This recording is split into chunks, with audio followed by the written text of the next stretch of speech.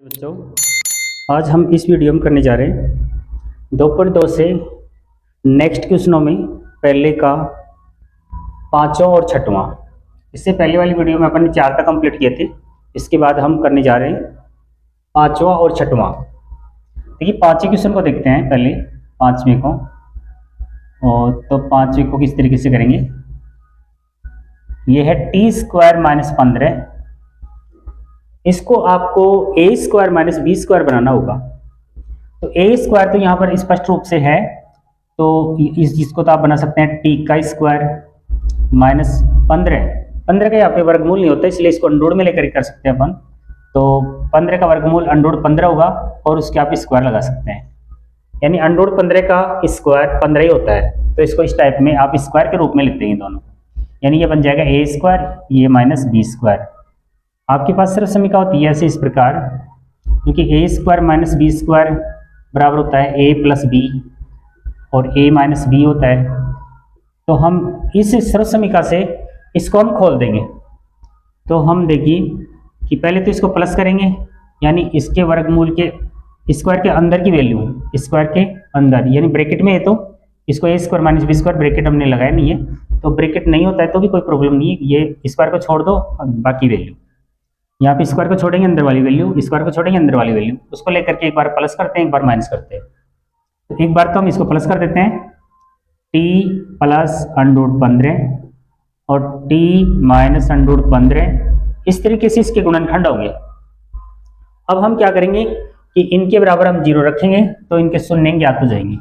तो आप यहाँ पर लिख सकते हैं, क्योंकि t² - 15 के शून्यंक होंगे, या तो आप लिख सकते हैं कि t + √15 बराबर 0, या इसको लिख सकते हैं t - √15 बराबर 0। t बराबर लिखेंगे तो यह आ जाएगा माइनस, प्लस के √15 आगे जाएंगे तो माइनस के √15 हो जाएंगे। इसमें t बराबर माइनस के √15 आगे जाएंगे तो ये प्लस के √15 बन जाएंगे।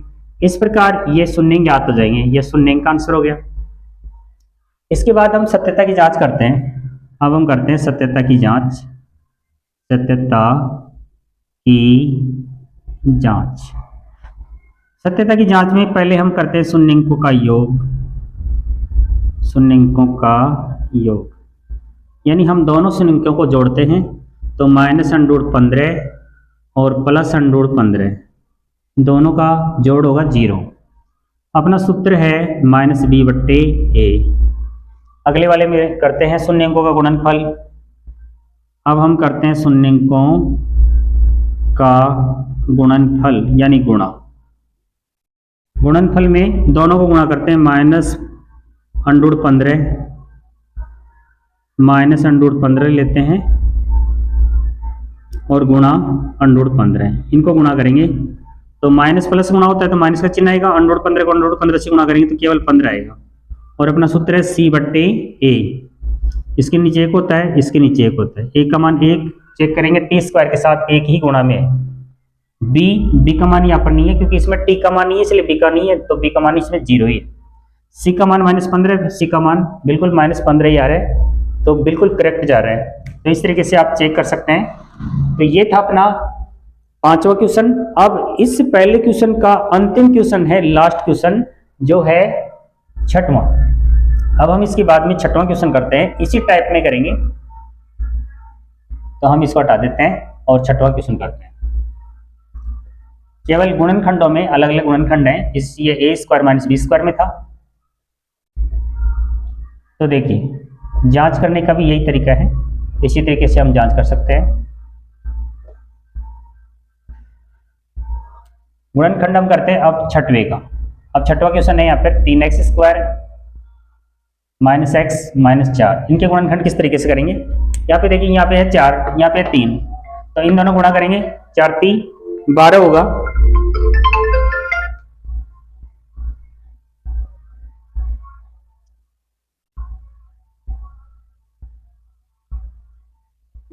चार 3 12, तो इसको इन दोनों गुणा करते हैं तो 4 × 3 12, यानी 12 कैसे टुकड़े करेंगे जिसको प्लस माइनस करने से -1 आ जाए। तो 4 और 3, ये टुकड़े हुए। तो इसमें देखिए कि माइनस के का यहाँ पर अपने को एक लाना है, तो ज़्यादा को माइनस का कर देंगे, कम को प्लस का, क्योंकि एक्स के साथ एक गुणा में है और वो भी अपने को माइनस का चाहिए। तो यहाँ ज़्यादा को माइनस, कम को प्लस का कर देंगे। ये दो टुकड़े हो जाएंगे, दोनों के आप एक्स एक्स लगा देंगे। माइनस के 4x में से 3x निकालेंगे तो माइनस एक्स आ जाएगा। तो ये दो टुकड़े लेते हैं, तो हो जाएगा 3x स्क्वायर माइनस के 4x प्लस के 3x माइनस 4। यानी इन दोनों टुकड़ों को हम यहाँ पर माइनस एक्स की जगह लिखते हैं। तो इनका ये क्या है कि माइनस 4x में से 3x निकालते हैं, माइनस एक्स आएगा, और माइनस प्लस माइनस आ रहा है, यहाँ 4 × 12 है, यानी 4 × 12 बिल्कुल फिक्स है। इस तरीके से आप इनके टुकड़ों को हम लिख सकते हैं। अब इसके बाद हम आगे करते हैं, दो में कॉमन लेते हैं। इससे पहले भी हम इस टाइप में बहुत सारे सवाल कर चुके हैं। ये द्विघात है, बहुपद है, इन दोनों में कॉमन, इन दोनों में कॉमन, इन दोनों में कॉमन है x केवल। यहाँ पर 3 कॉमन क्यों नहीं, क्योंकि 3 का भाग 4 में नहीं जाता। 4 कॉमन क्यों नहीं, 4 का भाग 3 में नहीं जाता। इस तरीके से इनमें अंकों में कॉमन नहीं है। तो यहाँ पर x है, यहाँ x स्क्वायर है, ये x है, तो x कॉमन आ जाएगा। इसके बाद में यहाँ तो बचेगा 3, x स्क्वायर से x कटेगा तो x आ जाएगा, ये माइनस का चिन्ह, यहाँ x कटेगा तो 4 आ जाएगा, फिर ये प्लस का चिन्ह आएगा, यहाँ से प्लस का चिन्ह। इन दोनों में कुछ भी कॉमन नहीं है तो 1 लिखा जाएगा। 1 का भाग 3x में देते हैं, 3x आएगा, प्लस माइनस माइनस आ जाएगा, 4 में 1 का भाग देने से यहाँ 4 ही आएगा। ये देखो इस प्रकार ये कॉमन आ जाएगा। प्लस से पहले कॉमन देखते हैं, प्लस के बाद में देखते हैं, तो ये कॉमन है, तो इनको लेते हैं 3x माइनस 4। कॉमन लेने के बाद इनका भाग होता है, इससे ये कट जाएगा, ये कट जाएगा। इससे पहले क्या लिखा हुआ है x, तो x लिखेंगे। इससे पहले प्लस 1 का, तो प्लस 1 लिखेंगे। अब उसके बाद इनके शून्य अंक लिख देंगे।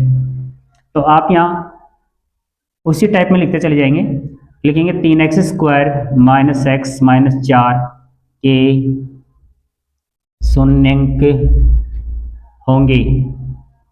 क्या होंगे, या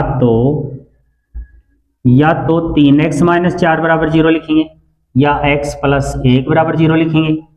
इसमें जब x बराबर लेते हैं तो माइनस 4 आगे जाएंगे, प्लस के 4 बन जाएंगे, और 3 इसके साथ गुणा में है, ये बट्टे में चले जाएंगे 3। इसके बाद इसमें x बराबर लेते हैं तो प्लस 1 आगे जाएगा, माइनस का 1 हो जाएगा। इस तरीके से ये दोनों शून्य अंक है, एक शून्य अंक है 4/3 और एक शून्य अंक है -1। अब हम पहले शून्य अंकों का योग करते हैं, 4/3 प्लस और माइनस का 1। इनको जब हम जोड़ेंगे तो ये लघुत्तम से जुड़ेंगे, तो लघुत्तम इनका है 3। 3 में 3 का भाग देंगे, 1 आएगा, 1 को 4 से गुणा करेंगे 4, यानी ये बराबर होने पर ऊपर का मान लिख सकते हैं हम, प्लस माइनस माइनस हो जाएगा। इसके नीचे 1 होता है, 1 का भाग 3 में देंगे 3 बार, 3 को 1 से गुणा करेंगे तो 3 आ जाएगा।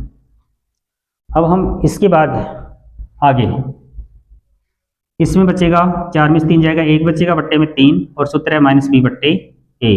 अगले वाले को कर लेते हैं, शून्य को गुणनफल करते हैं तो 4/3 गुणा और माइनस का 1, इनको गुणा करते हैं, 4 को -1 से गुणा करेंगे, माइनस के 4, और नीचे 3, इसके नीचे 1 होता है तो 3 एकम 3 हो जाएगा। अब हम चेक करते हैं कि a का मान 3, यहाँ पर भी a का मान 3, तो a का मान 3 चेक करते हैं, तो a का मान 3 ही x² से जो गुणा है वो a होता है। b का मतलब -1, तो b का मतलब -1, यानी x के साथ 1 गुणा में माना जाता है, लिखा नहीं जाता है, तो -1 ही है। और c का मान -4, यहाँ c का मान -4 ही है। इससे आप चेक कर सकते हैं, ये बिल्कुल करेक्ट है। इस तरीके से आप जांच कर सकते हैं। तो इस प्रकार हमने पहले क्वेश्चन के सभी 6 के 6 क्वेश्चन हमने कर लिए हैं। तो आप इसी तरीके से वीडियो पर बराबर बने रहें, एक एक क्वेश्चन आपको समझाया जाएगा और वो भी बारीकी से। धन्यवाद।